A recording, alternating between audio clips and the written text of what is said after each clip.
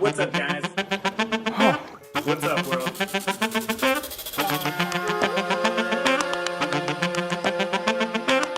My narrativizing mind is very active. It's this invisible frame of reference that you carry in your head. Life presents all sorts of adversity, and some adversity doesn't feel like adversity. It's sneaky. Could I interview you for my space gas? What the hell is going on here? Chick. Boom.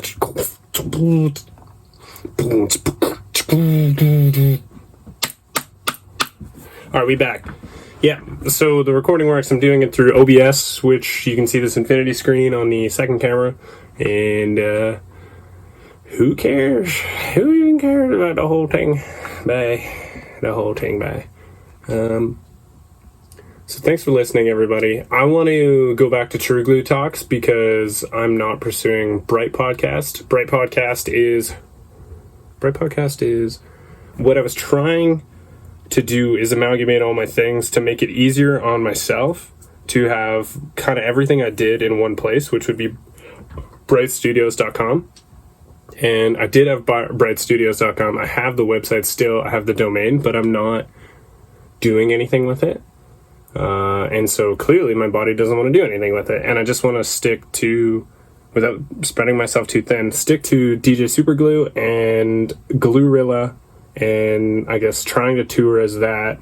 And True Glue Talks podcast. It's just a better name. I missed it.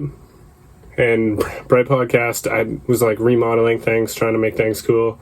It was cool. It was a good generation, but I don't want it to stay. Yeah. I just finished a workout, which is great. People should work out. It's good for your mind. It feels great. I'm lucky. I guess I have a body type that runs hot on energy and can eat nearly anything and not get fat. And people would admire it. I don't know, people would be tentative. Or why I like a body type that is skinny is it can move quickly. Though skinny people, when it comes down to fasting or actual time without food, we're more fucked. Like we're more agile, we can move quicker with our bodies, but we don't have a fat storage. So if we go a week without food, we're way worse off than someone who has the weight and can burn it. But I don't know if I'd be dead, or I don't know if I can kick back on, or it's a fucking battle. It's a debate. Is it better to be fat or skinny? Comment below. There are no comments. Don't do it. Don't waste your time. It's another thing about notifications. I thought, well, I am susceptible to mood and how social media makes me feel. So I've gotten off reading notifications religiously. I've been looking at some lately, so I've been skimping, and I'm almost lying to you then. And I don't want to lie. But what I'm saying is I was susceptible to social media notifications, and I would always check them, and it's kind of an addiction, and it is something that I do every day. And so you get to choose what you do with your living hours. But seeing people places, or seeing people do anything good, achieve anything, I honestly subconsciously compare myself to them and say I should be doing what they're doing, because I think I am capable of doing nearly anything, like be it math, be it building a house, getting married, traveling, writing music, any of these things, which is perfectly on my algorithm, which it knows that I'd be interested in. I do look at it, and then I sit there and I'm kind of like jealous, fully wanting to do what they do. But meanwhile, I could be in a traveling space literally at that time and just want to be where they are, because I'm not stronger than my perceptions and my senses being seeing, hearing, smelling, touching, whatever else I'm missing. We taste with these senses. there's a phone in front of me which has audio and video, and I'm not stronger to, my subconscious isn't able to navigate that's not somewhere I need to be, or like I can think my way out of it, but it ends up being a bunch of thinking that I don't need to do. Like I want to be there with that person in that time. It's not as easy as being like, woo, I'm stoked, they're there, cool, and then I'm here on my phone. Like, I don't know how people enjoy it. So I stopped looking at notifications because they're such a fucking waste of time. They're making all these extra things that are so irrelevant. Like, someone might have commented on something that you like. Someone might have commented on something that your friend likes, so you might want to check that out. How fucking desperate are we? It used to be cool when it was only comments on photos, I guess. Why would people comment on photos? You look so hot. I wish I was there with you. Love you so much. Wormholes of our own reality and people telling us things. That's just life in itself. Life itself is a wormhole. What are you saying, Colin? The wormhole of your own senses. You see and perceive all things and then get to navigate how you think about them. Be it positive or negative. So you're in your own wormhole. And you got me in your ear holes. Okay. So, yeah. Making the podcast for counting back appreciations and letting people know where I've been. I did make a podcast in Ireland, and that had a world of things. I was staying at my uncle's who passed, and house sitting it, yeah, it's an opportunity, and supporting my family, my mom. It's kind of a win-win, because I don't rent. I don't want to go to work to get enough money to get my own place, and do less of this, or less creating on the computer, different jobs, different priorities for everybody. So Ireland, straight over to, I booked a tour and I did Germany, Czech Republic, Bratislava, and France, thanks to a whole bunch of friends. Thanks Brandon, thanks Leo, thanks Leo's family, thank you Becky, thank you Becky's family, thank you Tom, Will from the Czech Republic, thanks to Opacho and all the people involved, all the people who were performing, thank you. Thank you to Bratislava, Daniel in the basement, thank you to the hostel that put me up, and the friends at the Wild Elephants in Slovakia, Bratislava, and big thank you to Nico having me in France, and People Are Strange Festival, Psytrance Festival that me and Nico played, and I would say it was the most fun I ever had performing ever at a festival. And it's not because the people or the quantity of people, it's because I guess who you're with. And we did back to back, and I accidentally, which Nico didn't even have a problem, he said we would do back to back for the last hour. Oop, check. Oh, sorry. I thought the mic, it clipped a little bit. I'm just gonna have a look. Everything's working. Lagging, but working. I went up. I thought our set had started on the hour or something, but it was on the half hour. So then when the hour came, I was like, yo, Nico, let's go back to back. And he actually was very tolerant and let me play, but it was only the first half an hour. So we went back to back for an hour and a half, and I played Didge. I had my Didge wirelessly mic'd, and every time there was a downfall in either of our tracks or a lower part of energy, I would just fill it with live didgeridoo, which was sick. The didgeridoo slides so it changes key, so I'd find keys that work. That was really exciting. And then it was awesome to just fill the gaps, play didgeridoo, surprise people with that constantly, and it just vibrates things. So that's something I'm working on, to be a really unique artist. Playing an instrument at the same time as DJing. Wow, so unique. Try to be cool.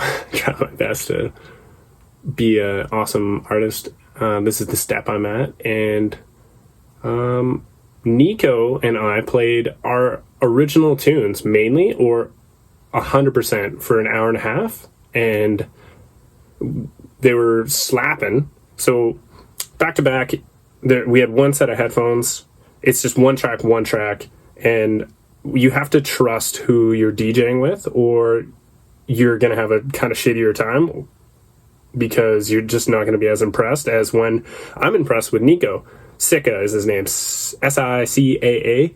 Check out his music. He's from France. He's helped me get on labels, and we've performed and met in Australia. We have Daintree Sound together.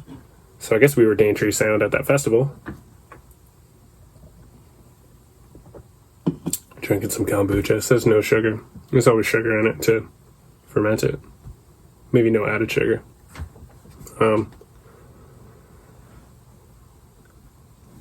Playing in France. Nico, Sicca. We fucking had a great time. Would I do it again? Hell yeah. There was quite a few people there. We played from 3:30 to 5:30, so I mean by 5:30 people were gone. We might have had like 20 or 30 left. But I would play a track, it'd be one of mine. I'd be so stoked to have it playing in France and people dancing, and then I would pass the headphones, and rightfully so, he can mix off of my track perfectly. And it's his original track, so I don't know what's happening. It shows up, it's amazing. Now it's my turn to play another one of my original tracks, and mix it to that, which I didn't pick it. I don't know the beats per minute of it. I don't know what he just did, but I have to be on the fly and go and do it. And we both have enough skills for that. We both like the same music. It's so much nicer to do something with somebody. It's twice the energy or more than that. So that was a highlight. Thank you. Big ups to Leia having me after the festival and being such a sweetheart. And did I leave? Went to Barcelona. Did I do anything with anyone there? Nope. Just stayed in a hostel. Cheap flight back to Canada. Straight to Chambly. Oh man. Yeah, I had 1 week before. So I landed. I had like 6 days after these festivals and the tour. 6 days. Did a few days of work with my mom and her partner. Then went to Shambhala Music Festival. Straight after that into Pachina Bay on the coast of Canada. Pachina Bay is the place. You can look it up. It's beautiful. It's a bay. Pachina Bay Festival. Not going to be able to handle the amount of people that want to go to it, because it's just special and warm and cozy, and people should make more festivals like that and just wholesome gatherings in nice places, as many as you can. And when they're smaller, you get to know people way better, as opposed to when they're bigger, you lose people all the time, like Shambhala. Oh, that's not true. I didn't go to Shambhala first. I went to Base Coast. I worked there before. Okay, let's round it back. So I was thanking everyone. Base Coast, Shambhala, all the people who picked me up hitchhiking. Oh my God, stories. Before I get into the stories of the travels, I do remember this one story, which I made in a podcast with someone else, but I didn't release that podcast because I didn't like the quality of it. There's too many breaks, too much editing would have had to happen. The experience was subpar, though my mom would argue, like, that's exactly how humans are. That's the point. We would have liked to see how a guy, he just kept looking into the camera and flexing and be like, just liking how he looked on camera, which sounds hilarious. But I had him on my podcast because every time we talked, it was amazing. He's from the Ukraine. And every time we would talk, it was incredible. And we'd have a lot of things in common and lots of things about masculinity, becoming a good father, why he was who he was. fighting, self-protection, self-defense, fight training, food, all things that are really kind of dope and important and make me feel good. But I told him this story. I went to Ballydehob Jazz Festival in Ireland. It's on the southwest coast, West Cork. Beautiful town. To describe it, it might be like one city block maybe, or even less. And there's 5 bars in this super cozy town, and you can imagine tight streets, like you might imagine in Italy or France. There are like the street, and then nearly right off the street is entrances to bars, which are 2 to 3 stories up, little houses, not bars, like houses, but there were 5 bars. The festival was, all of those venues had different musicians at different times, and a lot of musicians played 2, maybe 3 times over the weekend, and they played in different venues. And you just, from like nearly 10 in the morning, there was music, and you would go to each one, and you pretty much just get some food in you, at least me, in the morning, and start sipping Guinness and go see the people, and you start to get to know everybody. And it goes till, I think 2 o'clock, but even some places went a little later, and they'd lock you in the morning. And by then you've had many a pints, and everyone's kind of buying pints for each other. I didn't have money. I didn't have cash. I didn't have a way to get cash. And the ATM was out. No cash left in the ATM. And there was a girl there. She spotted me like 5 pints or something. Not true. Maybe 3 or 5. Who's counting? I am. Because I want to pay her back. I needed to pay her back. I can't contact her. I'm going to try again to look in the photos from Ballydehob Jazz Festival. Write that down. She's a very unique looking girl. She had dreadlocks. She was quite tall. She had big glasses. And I owe her pints. And I just wanted to find a way to send her money. I tried already, but I haven't. Ballydehob girl. Pints. Oops. Her kind of I don't know, she doesn't need to be down and out on them. And when she thinks back in her life about Ballydehob, she could think about that moment, and then I don't need her to think about not buying people pints in the future. Because, fuck, I enjoyed them, and I thank her. And Ballydehob Jazz Fest, great time. Knew some friends that grew up in that area. They were in Belfast. We busked together, and we busked on the streets together. And they were from that area, and I got to meet them down there and meet their friends and hang out with them more and just get absolutely silly, smoking and pints and mushrooms, the Irish mushrooms there, and vibey people, lots of love. My heart was so open. There's so much multi-age group from kids to seniors, and some of the seniors would sing, and it was epic. But it was all jazz, so bands, and hell yeah, Ballydehob Jazz Fest. And I made my way away from there, thanks to the ladies who put me up in Ballydehob and near Ballydehob. Such down-to-earth, beautiful people too, by the way. Thank you. On my way back from Ballydehob Fest, I caught a lift with a guy. He pulled over, and oh man, this is why you got to tell stories before they leave your memory, but I'll do the best I can. And every time you remember a story, you almost remember it probably wrong, so you probably remember things wrong. So the Bible's fucking crazy wrong until they wrote it down. It's as right as the game of telephone for like thousands of years. Oh, goddamn, kombucha's good. Hell yeah. Ballydehob, this guy pulls over. I actually made it one town away because this German lady picked me up. And she took me as far as she could go. She actually went the wrong way for a little bit, taking me, which, thank you. But she was on holiday, so she had all the time in the world, and she was cool. She could barely speak English. But could she speak French? No. She could barely speak English, but we vibed. And Then I walked. I'm on the roadway. This guy pulls up, skinhead, jacked. Some, you know when people have like cut marks or like burn marks on their arms, and they have jacked arms? You're like, this is a fucking working man.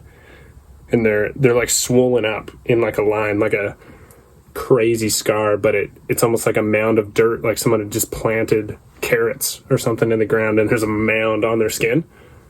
He had some of that going on. He's like, hey man, where you going? Like, I'm going to this town. He's like, I'm going there too.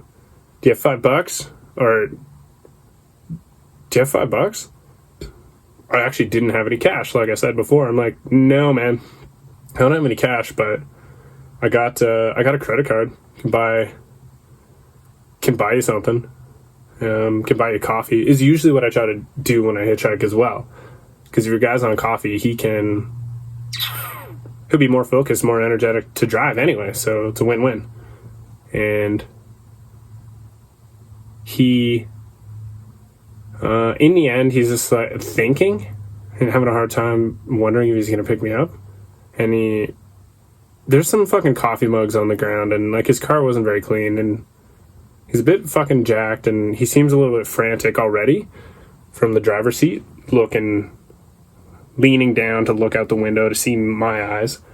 And he's like, man, don't worry about the money. Get in. So get in.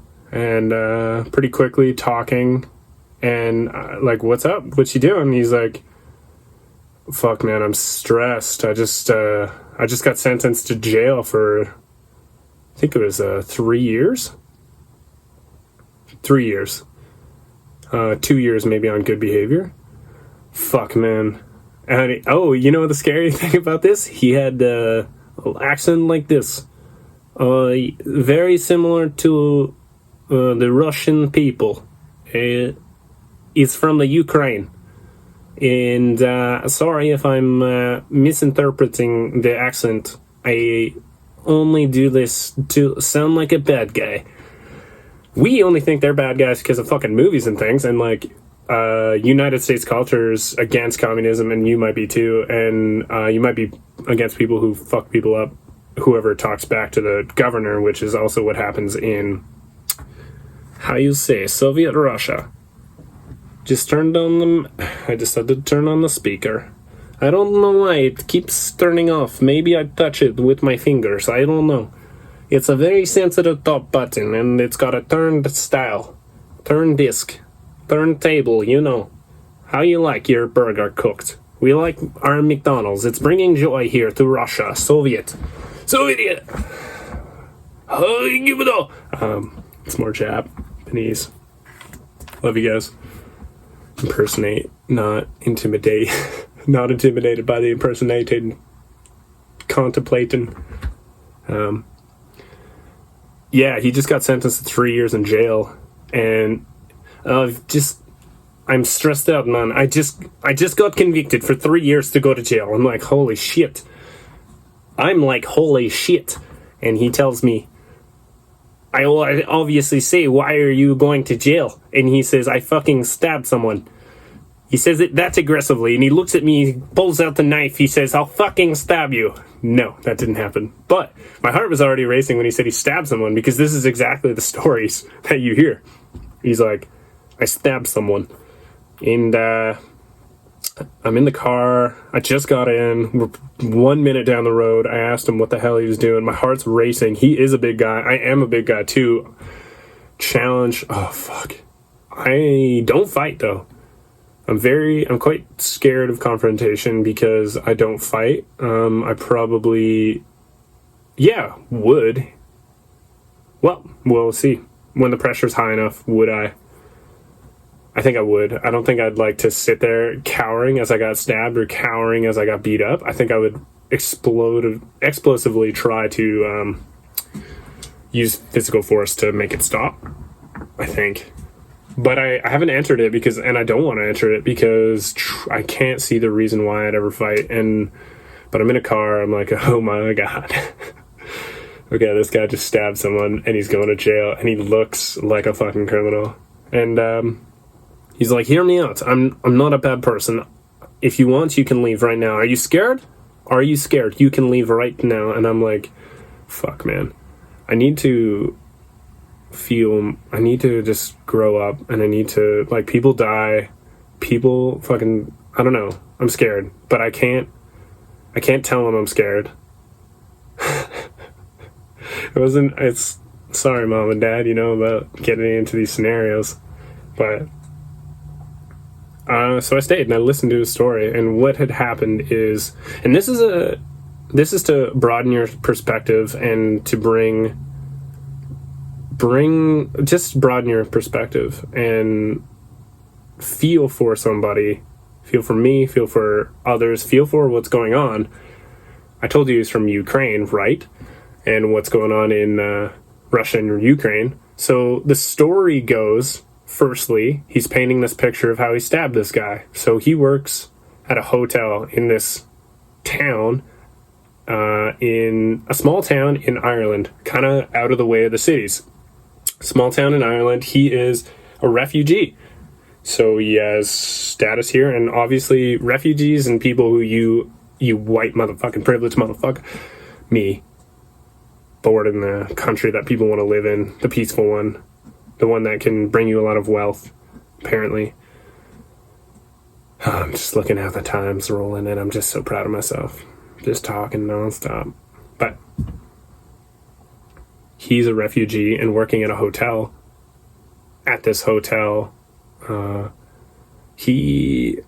knows, maybe security, whatever he is. There's a guy there who's very, very mean, and he's been threatening people to death, like saying he'll stab them, or he's like yelling at people, and he's being super aggressive, super physically aggressive, mean, threatening people with their life. And then that guy is an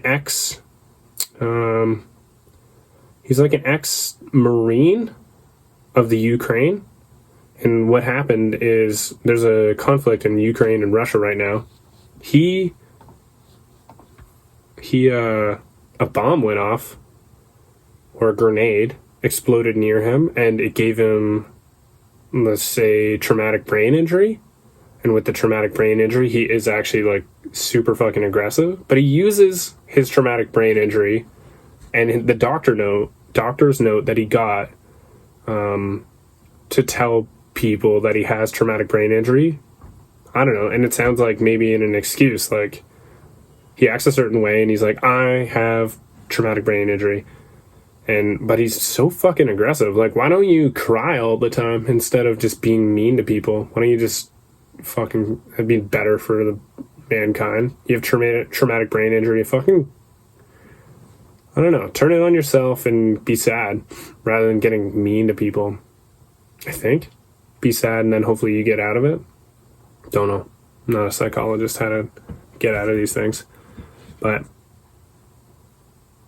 traumatic brain injury guy, threatening people with their lives. And the guy who picked me up, he is from the Ukraine too. He was in Canada. He was living a great life. He loves Canada, so he says. And we ended up having a great conversation about how he went over to Canada, his wife's. He had a few wives. First wife, yeah, stuff like that. Kids, loved, prospered in Canada on the East Coast, and how much snow there would be on the East Coast. You open your door one night, I'm not lying to you.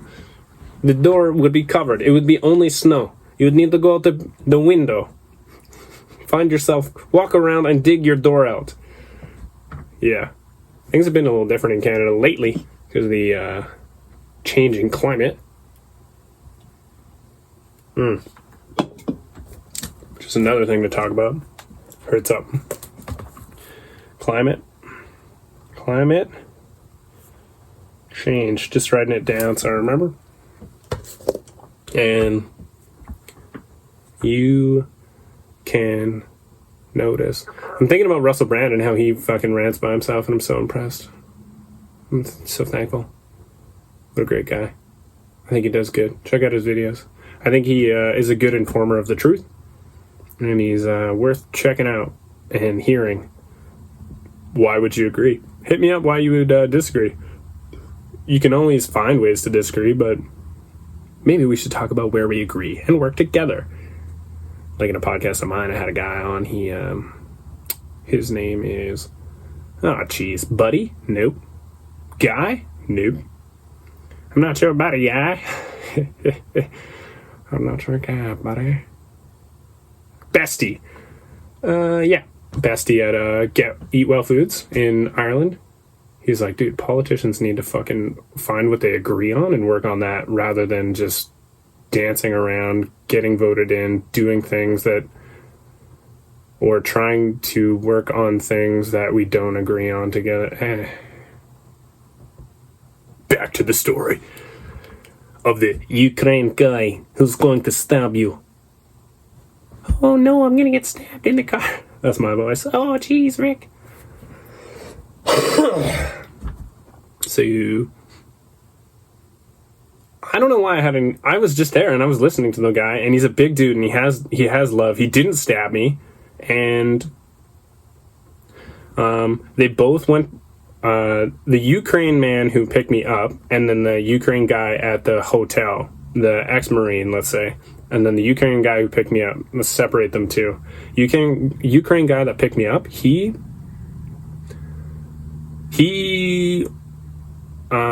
left Canada and went to Ukraine to fight against the Russians because that's where he was from, and he felt the call in his heart that people were invading his country and going to kill his people, and he went to go kill the people that were trying to kill his people.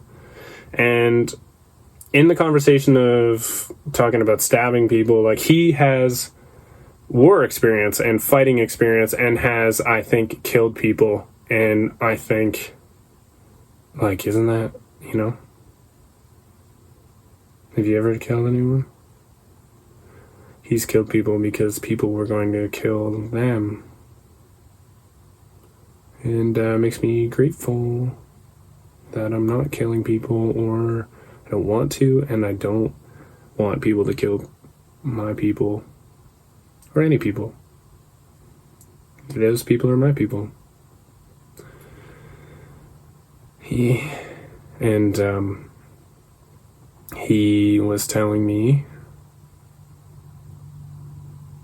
that the Marine, the Ukrainian Marine, he was, I think they had beef because when you've killed people, you're both masculine men and you're from the Ukraine, you're kind of like, fuck you, man, why did you leave? You're not as fucked up as me, or you didn't do as much as I did, or you don't know how fucking bad I am, or how much I love this country and how much I'd kill for this country. And the guy, the Marine Ukrainian who worked also at this hotel, he threatened to kill the Ukrainian who picked me up, and he followed him to his hotel room, and they were like escalating and fuck, he was threatening to kill him. The Ukrainian Marine was threatening to kill him, and so he went back to, like, I think he deked him. The story gets unclear right now because of memory, and it was only told to me one time, these details.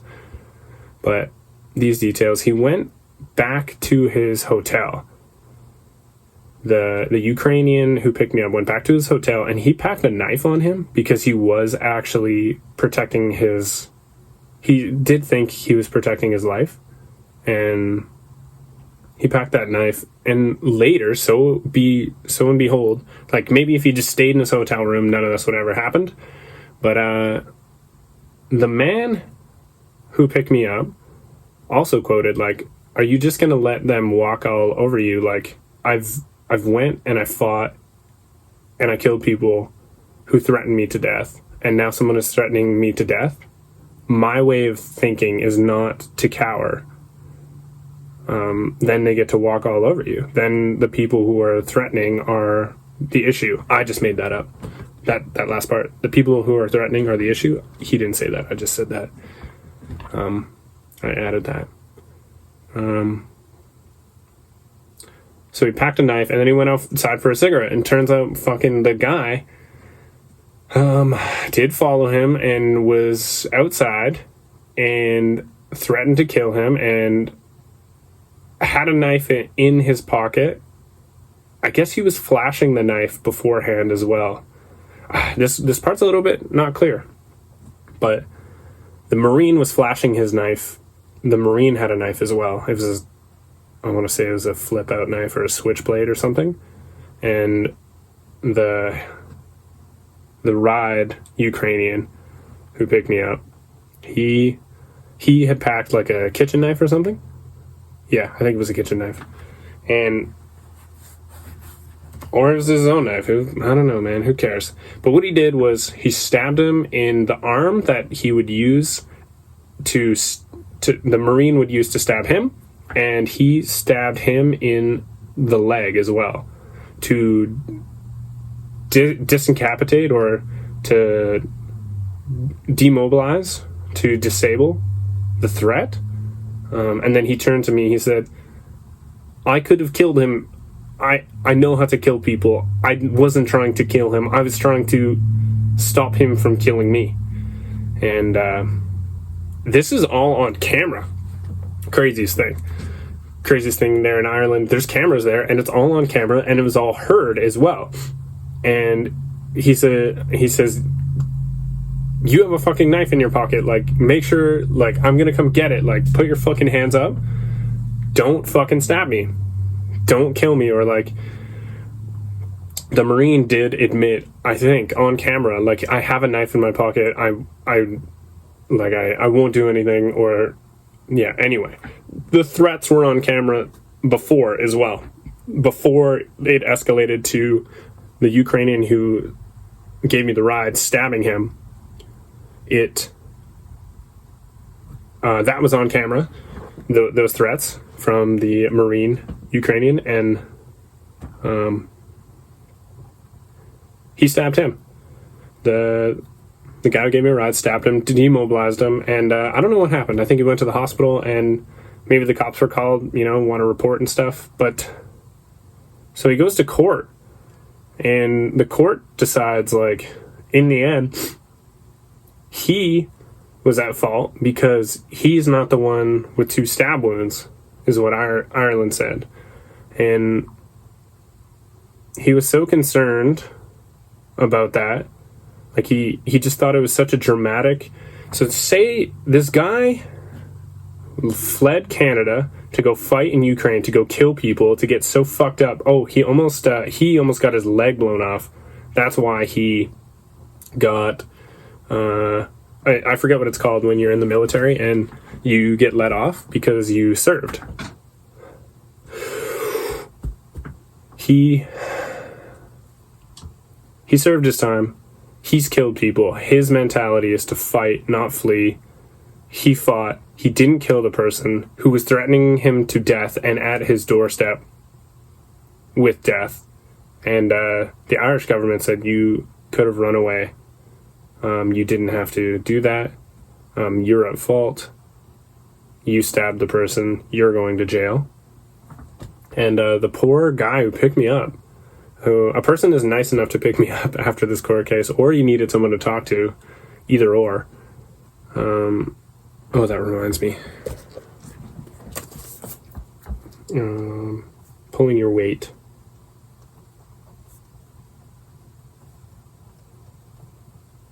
Pulling your weight. Sorry, I dropped the pen.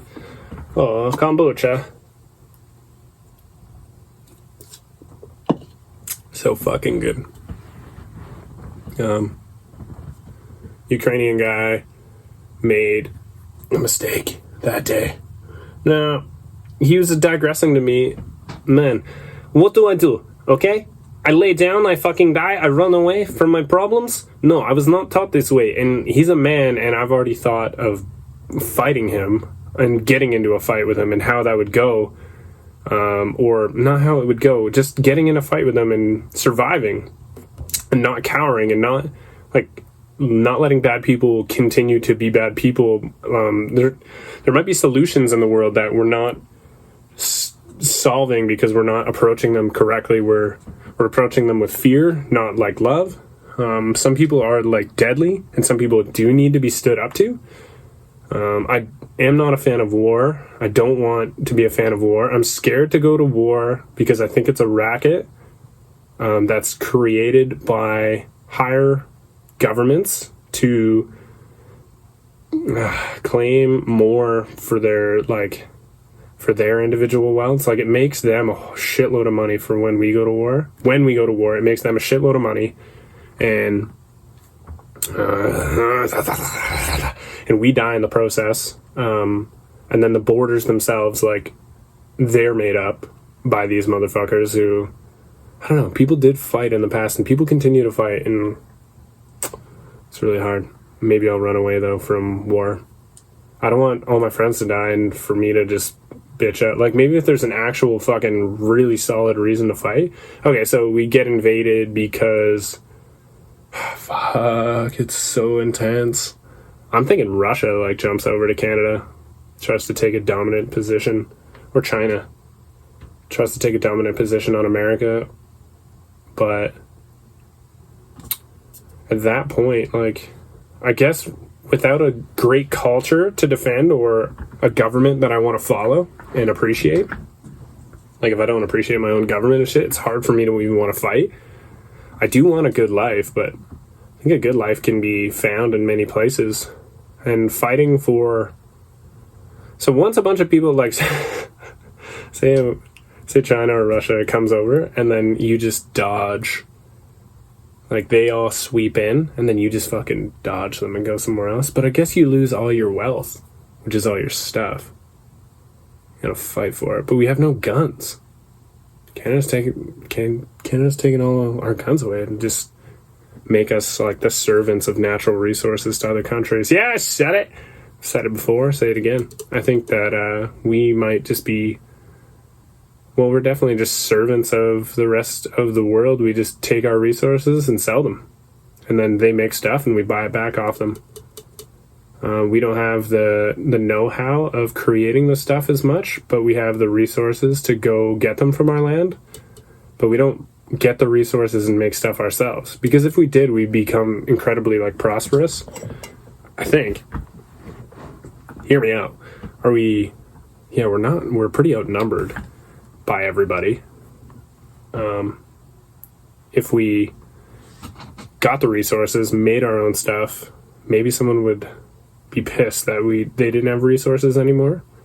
Maybe we could sell them, but at a super high price. Maybe everyone should just figure out their shit on their property.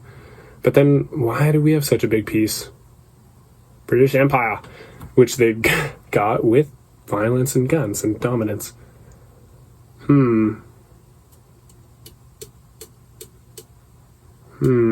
So many kinds of people out there. I was talking with a friend on the phone about how they live with about 10 people. I'm not saying they, I'm just trying to not specify male or female. She lives with 10 people, and it's a little bit of a racket, and there's quite a lot of emotions to deal with. And then it's like that 10 people conglomerate that could maybe be a small group of people who could, like, mate and create families and a small cult or just society, like, fucking good times, man. Oh, shut up. Not a cult. 100,000 of those could exist. All those rackets, and it's just like a discretion of, oh yeah, working with 10 people on a property is quite a lot. Like, there's a lot of ups and downs, there's a lot of emotions, there's a lot of desires for everybody. And it's like, can you imagine 100,000 of those fucking little groups and beautiful people and all their interdifferences, all their introspective differeness, or like all their uniqueness, etc. 100,000 of the 10 people groups and all that uniqueness, and how many there are to meet. And then, that's only 1 million people. It's only 1 million. So there's that in like one city, which is not even a mega city or anything like that in the world. And then so 1,000 of those 100,000 groups of 10 is, I think we're now into the billion. And then, times that by 8. We're at 7.9. I just looked up in 2021. So Google says, who are they?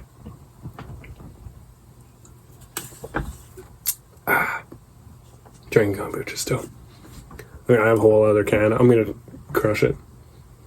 Doing a lot better this podcast than the last one. I think because, unless this has crashed.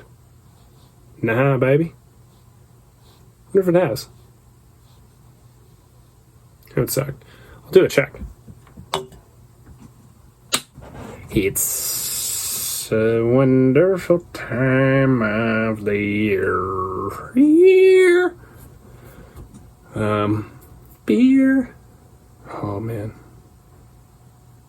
So the Ukrainian guy is going to be all right. No, he's not. He's going to jail. And hopefully he can fight it. And so he can, be around his kids and shit. I don't know. He stabbed a guy because that guy was going to kill him. And he's a fucking danger to everybody. Everybody at the hotel thanked him after, the guy who stabbed the other guy. And it's aggressive. And people grow up in different places and have a different set of beliefs. And under his beliefs, I think he was in the right. I guess it's true. He could have fucking ran away. But, guess it's pretty sick that there's some people out there who would fucking take one for the team and just fucking down the guy who's being a fucking horrific person and threatening people to death. What if he fucking killed him? And that's the thing that the Ukrainian who picked me up would probably understand, that the Ukrainian Ranger or the Ukrainian Marine, he would maybe actually not lie, because they were both in Ukraine. They both killed people. And I guess it's like opposing masculine forces kind of can challenge each other to death. It's pretty scary. Challenge each other to death. What I mean is, when you challenge someone who's also, both people have killed people, so it's in their repertoire. When you challenge the person to say, you haven't done enough to protect our country till death, and, you've both done it. So fucking intense. Anyway, he ended up picking up a guy. I was in the car, Ukrainian guy who picked me up. I'm in the car, he's telling stories, and he's like, hey, we're gonna just pick up my buddy, and I'm still, scared, man. I don't have these conversations a lot with people, and I don't know, man, I'm glad I did. I have a lesson. Don't fucking get caught stabbing a motherfucker, that's what I'm saying. No, I don't know. Don't.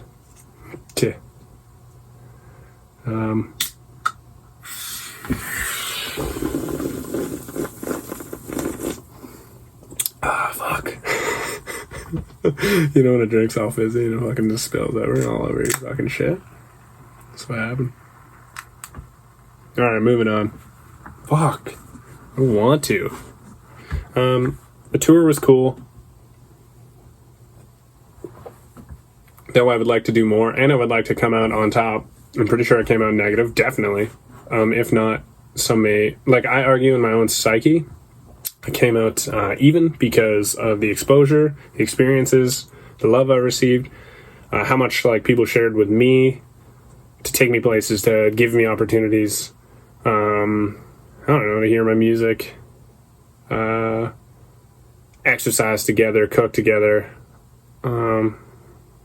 versus in places to stay, versus sheer financial dollars that I got, versus, although, yeah, I don't know, one day I might be more valuable. I think I'm on the up and up. I think you gotta just keep doing what you're doing and keep being passionate, and then that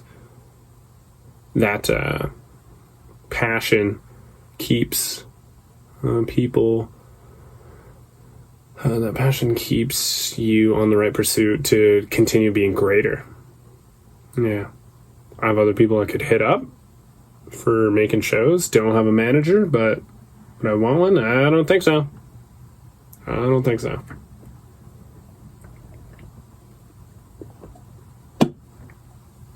at my mom's house again. I have been living a life where like, why am I not that cool or successful financially? I just haven't been working. I don't like working. The more time I spend working, the less time I have the opportunity to write music. I write a lot of music, or myself. I'm self-taught, and I don't know, like drinking beer, share beer with people.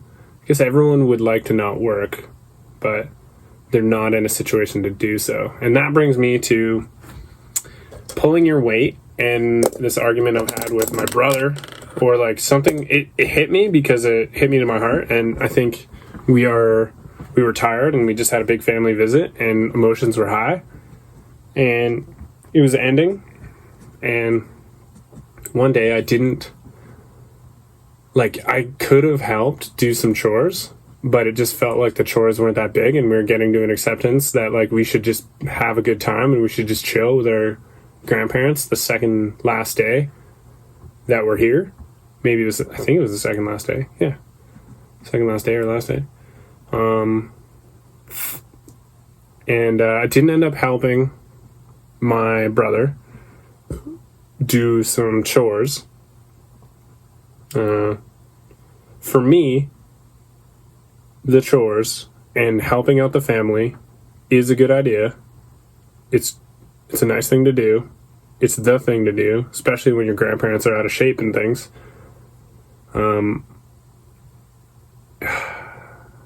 It's so weird how I don't even know if anyone gives a shit about this, but me and my brother have a way of comparing ourselves and being worthy, and like we grew up with the same beliefs, so I want to do as well as what our beliefs taught, and the way we were taught in our beliefs is to do wondrous things of a certain nature, but values have changed over time because of differences in body, I guess, or I've been able to slide through life and not pull my weight, as he may say, or others can say. And I'm curious as to what people would have to say about her. I have a hard time working because the work in the end, what is it going to result in? It's like wanting to get enough to get my own place, let's say, to have a whole other place on the planet, to get the resources from where, like nature, to continue to take more for me to have like my own place on the planet. Maybe I'm fucking annoying for my mom to have around. I hope not. When I'm around too, because I seem to love to travel, so I'm maybe around for a month or two. I have stayed here in a winter, so I was here for like 4 months, maybe 3 or 4 in the last 10 years. Used my uncle's house, so he put effort into renovating, and then like I go chill there, live in it. It's a renovated house. Am I slacking by not taking the biggest advantage?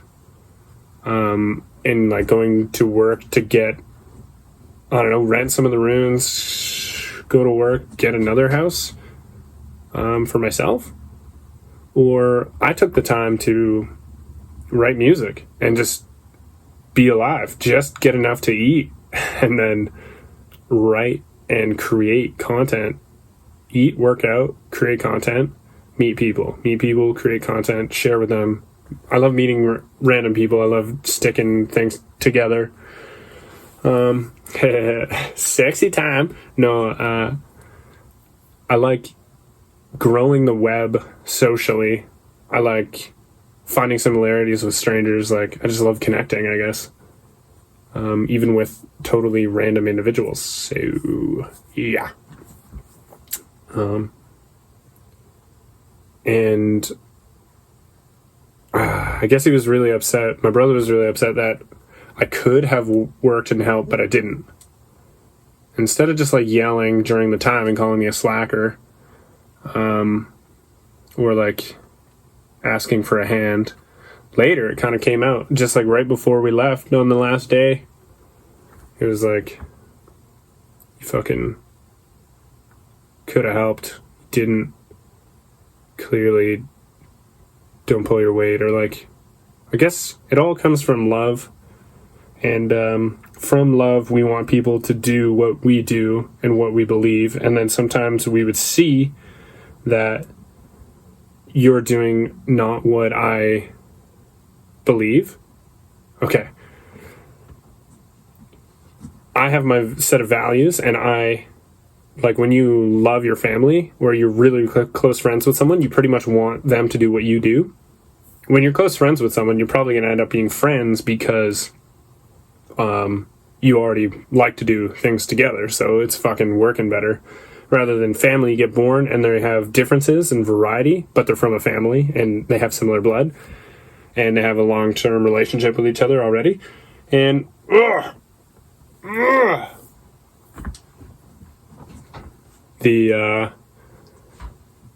you're gonna try to deliver, because you love them, because of the long-term relationship, you're gonna tell them how much you...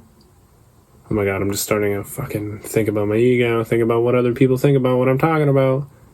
And the most beautiful thing we can do is just continue being ourselves and try to be as genuine as we can and speak as truthfully as we can and openly as we can to show people the differences in us. And then those differences are somehow help people let themselves be different, to gain power for themselves and inspire them. But so when you love a family member so much and all you know is your own value system, it's so funny how I can start talking so fast to try to get something out quickly, but then you might lag in how you think. Talk so quickly that just to get it out, I gotta get this idea out. Happens sometimes. We accelerate our talking. Happens in a rush too, when we gotta fucking tell someone quickly. I will tell my brother what's best for me, and I will tell him what he's doing is wrong, and then he'll keep doing his thing because I know what's right for me, and I love him, so then I want to keep telling him what my beliefs and what has worked for me in my body. I tell him that, and that's the only thing I can possibly do, because I am me, and I only know what's good for me. And yeah, my brother was probably doing the same thing, and then probably seeing how his brother wasn't going to be a good tribesman and not pulling his own weight. So therefore, he needs to tell me that I'm not pulling my own weight, and I'm not pulling my own weight, and is that it? And that hurt, because it's a big topic, or it's a big topic in where someone would pull their weight, in what value system. I didn't want to go help him because I was a little bit sick and I'd been already told off for being close to him. And then in the end, the things that were being done, I didn't feel like were vital, because I feel like my grandpa can still do things, and it was more about visiting than it was doing things for some of the people. And all of this is debatable within the family and core beliefs. And like, when someone has 30-year-old energy, shouldn't they just do it way more than the grandpa ever should do anything? And fuck, man, so many layers. So then I've been overly thinking nearly everything I do, checking everything I do, and I've already dealt with this, but what it is like, I hitchhike, and so I'm using someone's car. And am I a piece of shit and a lazy slacker for not having a car because I'm hitchhiking? Arguably, yes. I don't have a car, so one would say I should stop what I'm doing, get sorted out, get a haircut, get a motherfucking job, to get money to buy a car, to drive myself, to fill it with gas, get it insured, make sure it's got regular maintenance, to drive it on those roads, to take it, to get me to my place. And in another respect, so that's where I can fucking torment myself. Say I'm a slacker, or I'm not a successful musician, or I don't work hard enough, or I don't balance things well enough. All of these can be true in another view, but I'm exactly who I am, and have done as much as I've done, and I am my own value. I am uniquely individual, etc. Hopefully I'm not just saying like, treat me better because I'm this, or I should be treated better because I'm a person. But because I would fucking mouth some people off too. So I don't know where it ends, or at what level someone is good enough. That's for each to decide for themselves what is good and bad.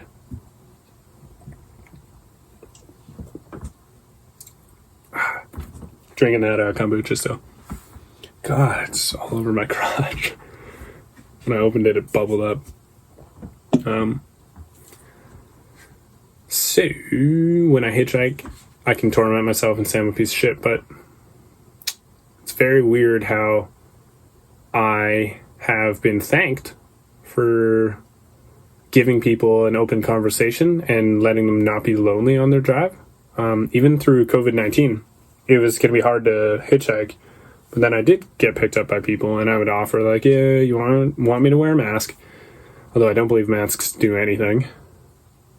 Like, they do maybe minutely something, but I think the way-ups are nearly equal for how negative they are, for not seeing people's smiles, keeping bacteria around your mouth.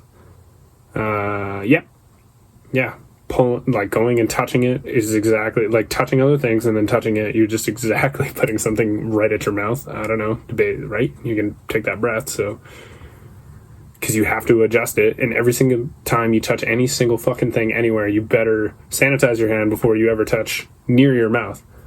And then fuck it, man, just get sick, fucking die, fucking let's live a life. I want to be able to hug my grandma, and if it's a big issue, just stay at home, be scared. Don't force other people to be scared. Don't force other people to live a certain life. So I guess don't tell me to get a haircut and get a job if I'm alive. I don't know. You can kick me out. You can complain at me. And my brother was. And it's just too bad. I don't know. But some of it rings true, because when you put it in a certain aspect, I could be a fucking slacker in a certain way, but I try to bring it back with good personality, and I try to weigh up being a good person with good personality and an open conversation and inspiring. But I can only be inspiring if I'm not working. There's different work. There's so much kind of work out there, and I could say what I do is work if I treated it like a job, but I don't want to treat things like jobs, and to my own peril, keeping me financially limited. Because if I worked at a podcast hard like a job, it would be a job, or as an artist. But then it doesn't give me the opportunity to float freely and do whatever the hell I'm doing. Literally anything whenever it comes up at the time, and manage nothingness to a certain degree. Manage my anxiety for not knowing what the hell is going to happen, but I'm addicted to that excitement of constantly surfing a wave, not knowing how that wave is going to change as it hits the bottom of the water and ripples and changes the wave I'm on at the top of the water. And so would it be better if I went to work to get enough money to get my own house? I would be at work all day, although I'd be able to chum with the people at work. This is the first time I've ever had this. But I wouldn't be chilling with the people I was hitchhiking with and the people I was hitchhiking to. That would be done. And to continue my argument, I would be working to get home to get the dollar, which, by the way, working, doing things, all of it takes natural resources to continue to grab a dollar to then take natural resources to build a home, to be in it, a separate one, a whole other one, where there's already like a few in the mix. Uncle Sam died, Grandpa's dead, other grandparents are gonna die, there's only 2 fucking parents, and they already have houses too, so, like, why do we need so many houses? Why should I work to make another one? Why should I continue taking from the world the world, the ecosystem, to continue working to make another house and miss all this time hanging out with the people, like my brother or my family? To continue at what point are we done setting up shop to then bring people in? Everyone has their own opinion, and mine is a lot lower than yours. And I guess I'm pretty content by myself and do a lot by myself because I want to be someone who's tremendously well-traveled and well-spoken and well-adventured, well-lessoned, to show up to be great for people when I show up, when I talk to them, when I show up, because I'm not busy working, because I'm not trying to get all that stuff. I'm trying to just be there with people. Am I? I think so. And I do enjoy music, and I do enjoy travel, and I guess people, and fucking needed some money, and I go to work and I supply enough. And so the anxiety continues as I continue dwelling on what my brother told me, and you can weigh it up like, so when I go travel and someone fucking lets me stay at their house, do I owe them? At what level are we going to stop asking people for money for every single thing? Or this isn't even about money. Doing work for the family isn't about money. And there's some argument on like how much everyone can contribute. And it's like, if you are a person that is healthy enough to work, or is big and strong enough, you should work. You should be the person that works, is maybe what my brother was saying. But anyway, I was fucking sick. Didn't want to get near him while I was sick. Didn't want to do some of the things at the end of the trip because I didn't think they were necessary. The things that he was doing were just small jobs that weren't going to take that long. And in my repertoire, you should just do things because you like doing them. You shouldn't do them if you don't like doing them. You should navigate around like being like, okay, so I don't want to spend my day cooking for my grandparents or spend my day cooking for someone else, but I like it because the idea is there that I did something that I didn't like. Fuck, this could just apply for the same things he was talking about. Fuck! I don't know, man. I didn't work for like an hour or two. My brother got upset, and it's just rippling into this other thing about pulling your own weight. And there's so many different ways people could pull their weight, and we're both big guys. And I was trying to tell him, like, no one will ever do as much as you do because you're a big person. Like, what are you going to do? Like, do you expect some other girl to do what you do? No. Everyone should help out in their own way. And it's like, maybe he feels like he's being used, and then shame on him for continuing doing work and feeling like he's used. If he feels that way, that's kind of like going to someone who you know is abusing you and continuing to be abused without any solution to get out of it. You're like, shame on them the first time, maybe the second time, maybe the third time, but shame on you after the third time going and getting abused. And another thing, my mom's partner said, like, let's just tell him not to be able to work anymore. If it gets him upset, you're not allowed to work. Nope, don't, can't do it. You get upset, not allowed to do it. And it's kind of funny because at the end of the day, I think he wants to work. He's a big man. I think he wants to help. And then, but maybe he got overworked, did too much, got upset at himself. Sent him some money for things I thought I owed him. We'll see how she goes. Don't even worry about it. I'm not even going to keep you updated on things like that. But pulling your own weight. When do we know that we're doing enough? Shit, son. When do we know that we're going to be doing enough for pulling our own weight? I think just check in with the people around you. See what you could do for them. If they're not doing the same, then that's mean. But if you're checking in, and at the end of the day, if you like the people that you're around and then you end up doing stuff for the people that you like, you shouldn't be that upset with it. You should be stoked that you did all the things you did for them because you like them. So, like, let's say I ask my mom, is there anything I can do for you? Well, I better, because I'm staying at her fucking place. But then you were born later. You never had the opportunity yet to have a place. Grandpa's got all the money, right? Because they're off. Their parents have died and they've worked. They've had a longer time to work and settle. They got all the money. We were just born, but we have the energy. And he shares. He shares like nearly endlessly. Like he'll give you whatever the fuck you want in reason. Shares everything. And you wouldn't even have to do anything for it. Hasn't been that way before, but it's turning into it because we're getting older.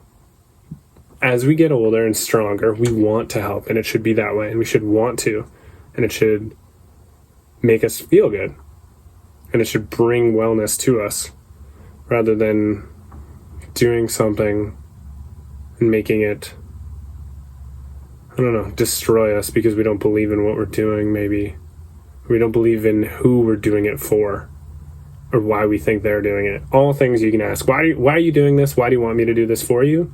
Here are my beliefs, and this is why I don't want to do this, or like, I don't want to do this because it fucking infuriates me and I just hate this, so I'm just not doing it.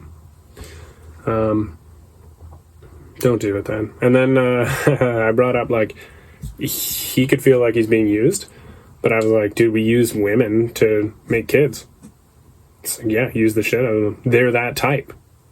We're these big men that can do physical things, and we can't have kids, but we use them. They raised us, born did us, birthed us. Yeah. All right, wrap that up. Okay, so what do you want to know? I went on tour in Europe, went to all the destinations. It was awesome. Thank you, Leo and Brandon, and I already did some thank yous. We got to, my buddy Brandon, he made this friendship, and it's at this cultural center. Cultural center is, the town pays for it, but you can volunteer to work there and then to make a show happen. So you're like a promoter, which is unpaid, but you get to work towards making a show happen in your community. Make a show happen in your community at this hall that was paid for by your community, to bring your community together, to bring artists together. And this man, Leo, booked us and is a legend. And he then had us over for dinner. And maybe it was a coincidence that like a bunch of family would be around, or we were the coincidence. And the sister was coming back from university and partners were around and close friends. And then the dinner just turned into like 12, maybe 16 people, kids, and huge, just loads of food. And we're so fucking rich and bountiful to have all this, by the way.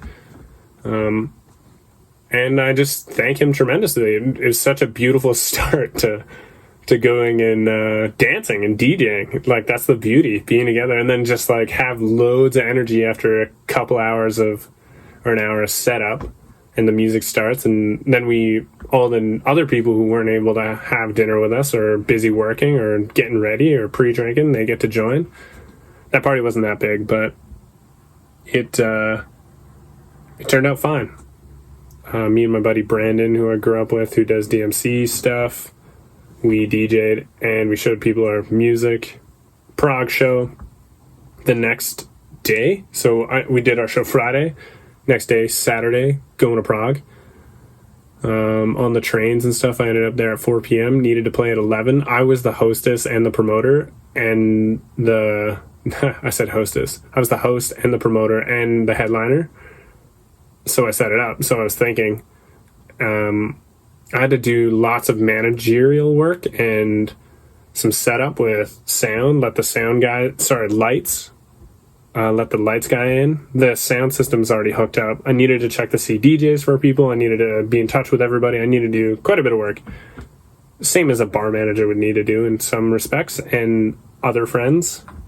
But that venue was a house music venue, and they were not tuned in to the Glorilla sound. They didn't give a fuck who I was.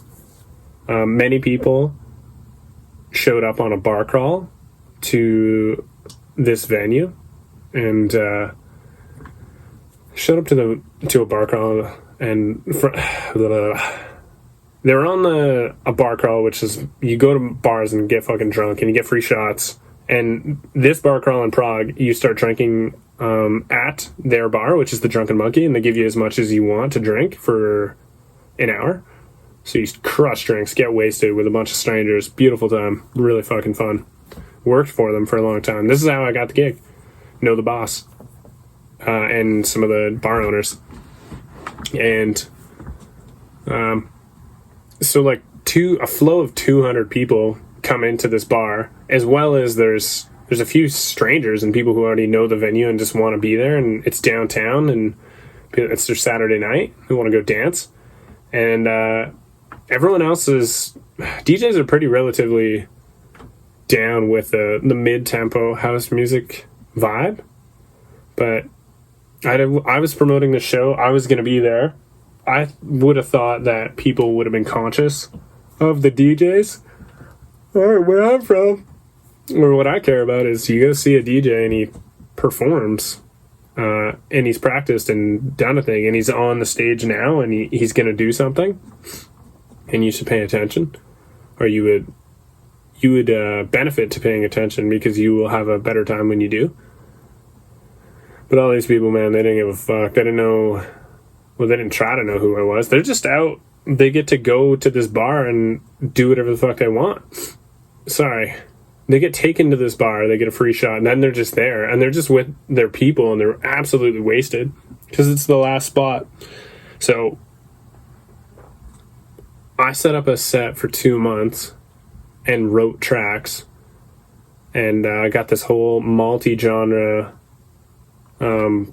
music mixtape prepared, and then when I finally get to play it, I play like my first 4 tracks, so we're probably like 6-8 minutes in, and I can already feel like people are not down, people are not liking the space, or like they're not catching on, they're not excited, and the sound system is a little bit weird and echoey, but as well no problem, like, because if you just play music that people want to hear, they want to hear it, it resonates with them. Like, it's obviously not super echoey and it's ruining the music entirely, but the subwoofer, and my music needs and feels nice and has a lot of sub communication in it, and that means like subwoofers and bass, and none of that was there, not much. The way the whole place was designed, it's wild. And subs. What am I saying? Oh yeah, they were vibing it. So I played about 8 tracks, and then like 100 people left. So there might have been like 200 people, 100 people left. I'm like, fuck. I can't keep doing this. Although I spent so much time, and I believe this is so good, this music, like, people are not liking this. Abort mission. And like, don't keep fucking embarrassing yourself by trying to keep this going, embarrassing yourself and them, and like just making the energy not stick. Super glue. So I just changed it up. I went into fucking the poppiest shit I had mixed with house music, and they caught on. And it's just called freestyle DJing for people, and just that's what they needed. That's what they wanted to hear. They wanted to hear stuff they knew at the time. They were not there to hear a performance, hear brand new music, hear something new. They were not there for that. Because you would have to pay attention, and you're fucking wasted, and you don't give a fuck right now. Some people might have, but it was a minority. So I needed to play for the majority, and then, yeah, it's really fun making the majority glow and dance. So had to change, dropped it, didn't see that coming. Then, yeah, the other DJs did great. Last DJ, who was also fucking amazing. Not a lot of people there for that, just because it's pushing into the 3 a.m. mark. Maybe 3:30, whatever, 4. And not a lot of people wanted to stay. They just wanted to go home or leave, whatever, too drunk, whatever. Big up Cesar Chunk from Peru. He ended up joining me going to Bratislava. Bratislava's a small venue. Fucking, the place didn't end up paying me because not enough people showed up. And I didn't want to argue with the guy.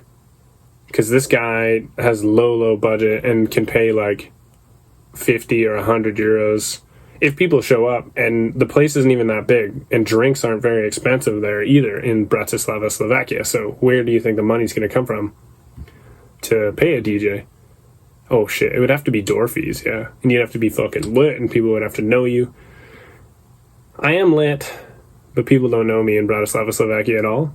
And I did try to pay for advertising, and I did have it booked and talked about for like a couple months before. But I prioritized a lot on the Prague show. I sure did.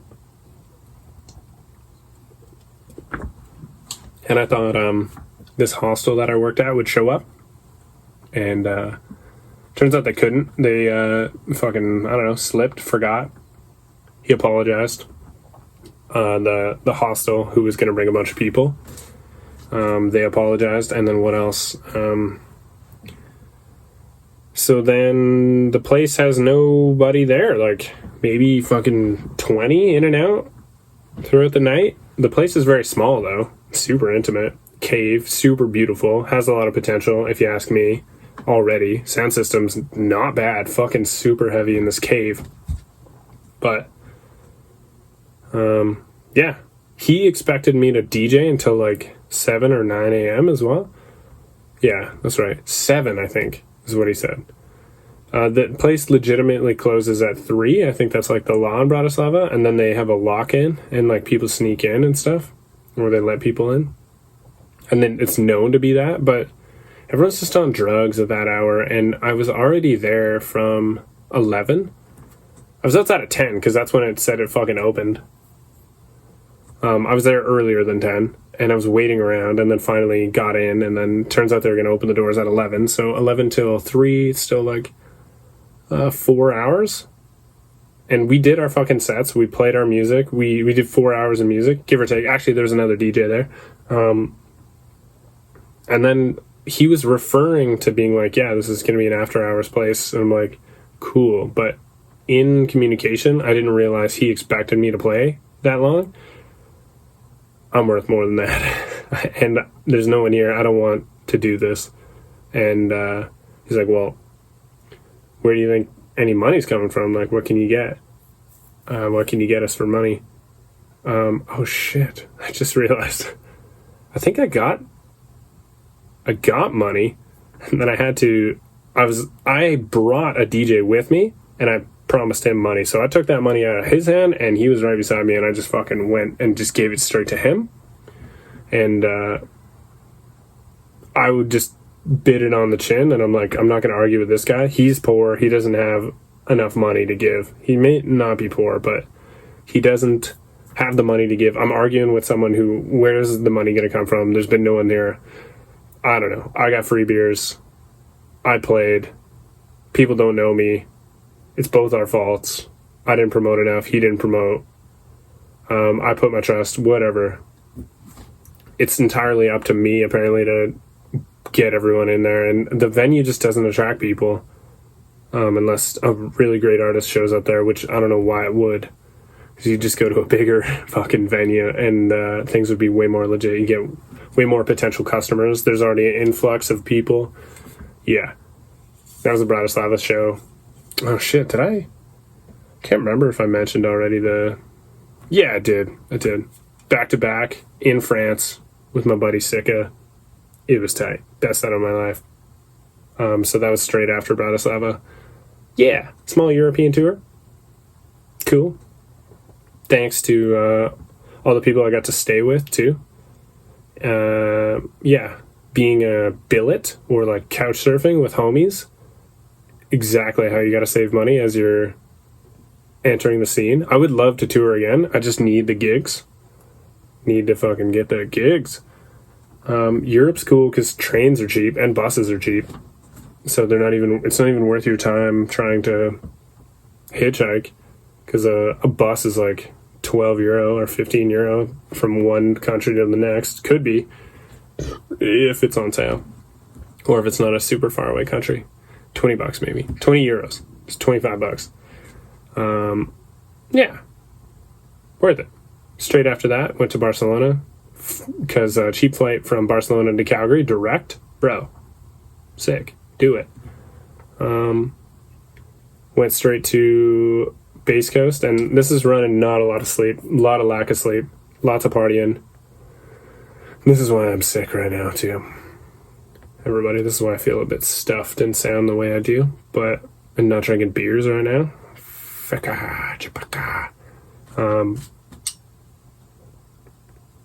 Land, do a few days work with my mama, and a few days more. Like, I missed one day, did a few days of work, and then started making the efforts of going to Base Coast Festival. Built Sleigh Bay. I was on the build team, so I did my own festival route in Canada. This is just the last month.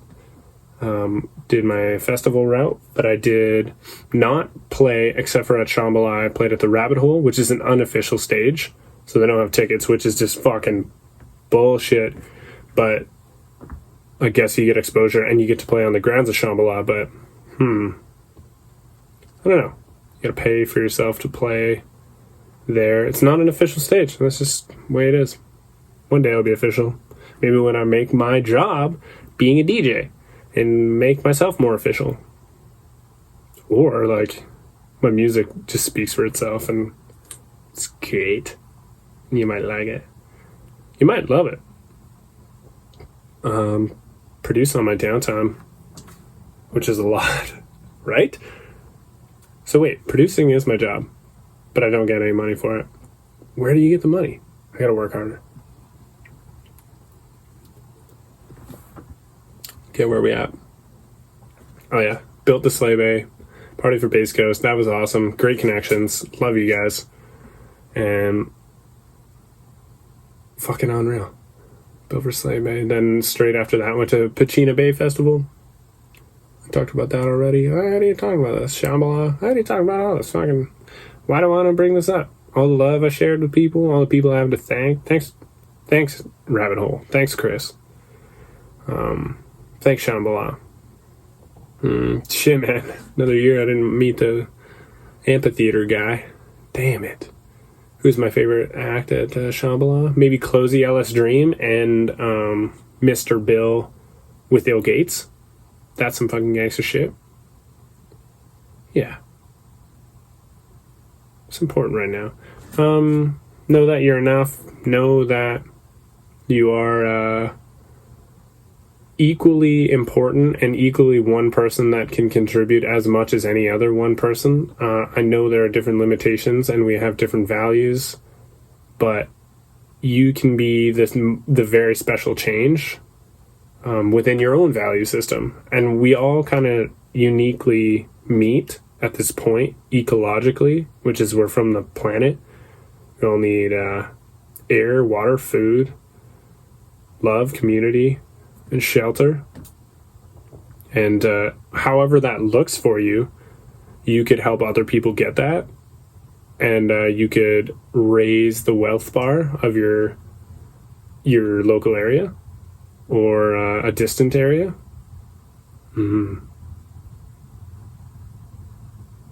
Yeah.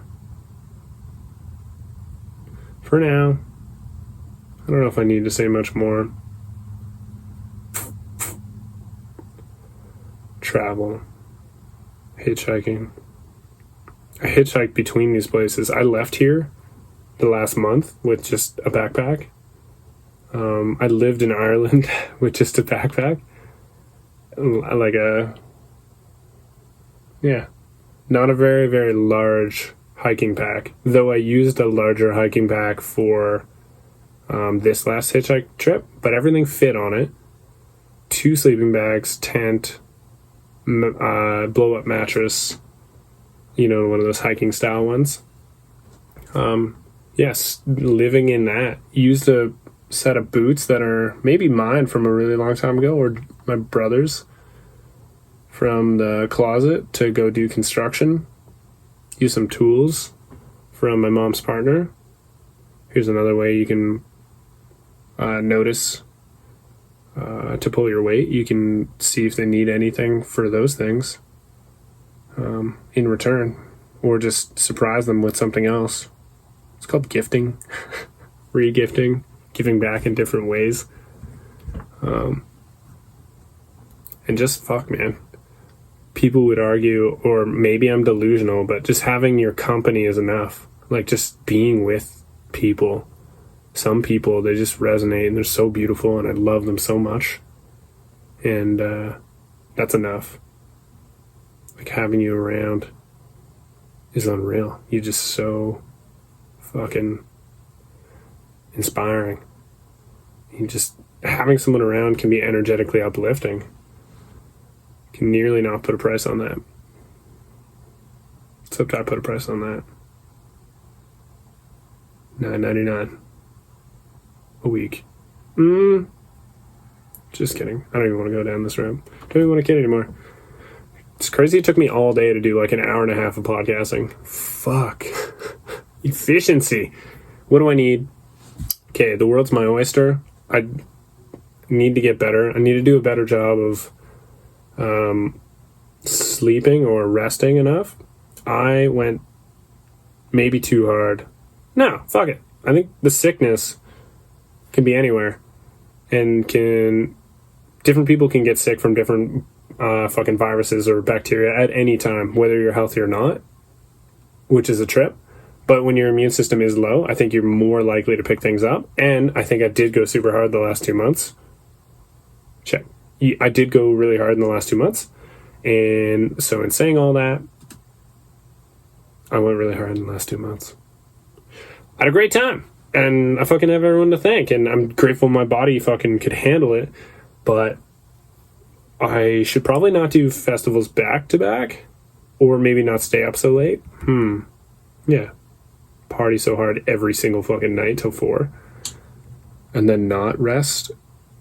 Like, in between times where I would normally just drive somewhere and rest, I was hitchhiking and staying with people. So, didn't make things as restful. It kind of made things exciting. My life has been so good. I'm so grateful for that. And the sickness is just keeping me in back to rhythm, slowing me down.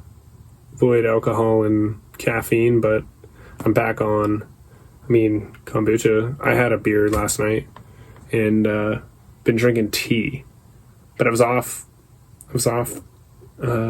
caffeine and alcohol for like 4 days in Ontario, which also hit me hard because I was having a shitload of both to just live the potty. So at the same time as being sick, I kicked caffeine, which is like on its own a fucking gnarly drug to kick. But at least I was so distracted with being sick that it was easy, and I didn't even think at all about how much I would want a coffee. I was so fucking tired.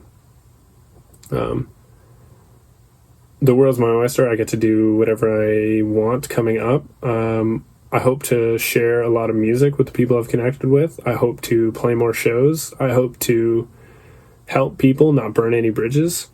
I hope to procreate and bring beautiful children to this world who are equally energetically amazing, or actually more so, hopefully. I hope the world accepts and loves ecological struggles. What am I saying? Fuck, man. Am I selfish to say people, I hope they're like me? I hope they're great. They are great. Maybe not like me without my exact values. They're just support them. My offspring. And music, shows, connect, podcasts to make people feel like they're not alone. Although my life is different, you are traveling too. This world is whipping through the universe and everything's changing around you. Tell me about those adventures. Although I can't keep up with everybody.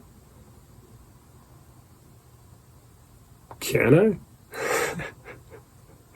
No. Apparently, so there's like 7.9 billion people on the planet. If you met every single one for 1 second, it would take 200 years. So you can't know everybody. That's one lesson too. Like, don't let myself get pulled too many different directions to not do anything correctly. I've been kind of wanting to do everything and be everywhere, and kind of got to sacrifice the things I want to do to really just get ready to sacrifice the things you want to do so that you can focus in on other things. Thanks, Mom and Dad. Hope you guys are great.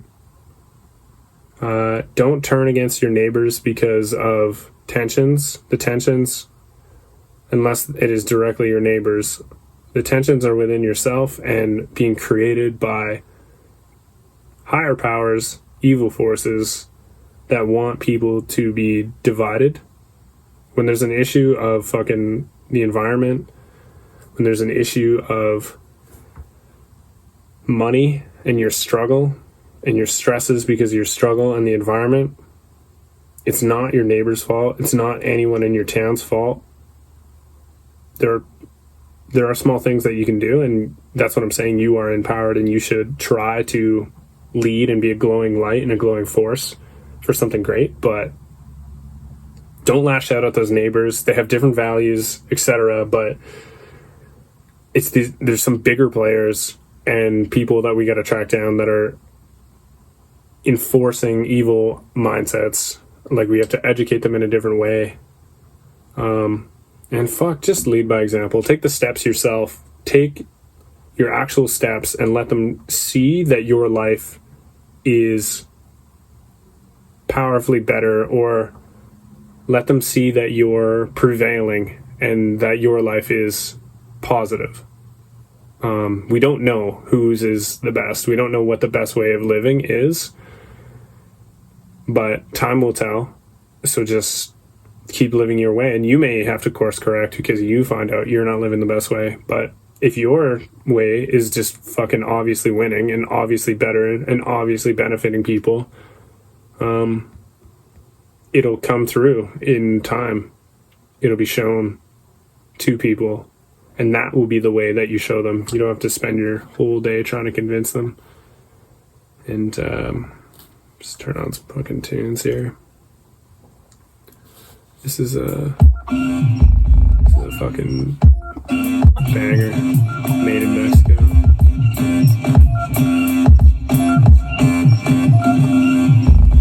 Tuning out.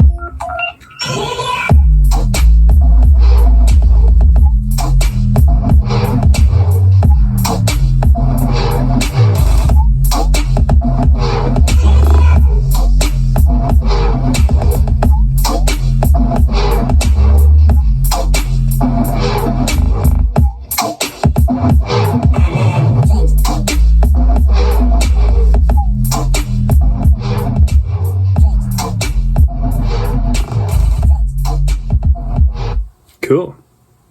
Hit me up if you need help with music or something. If you got money.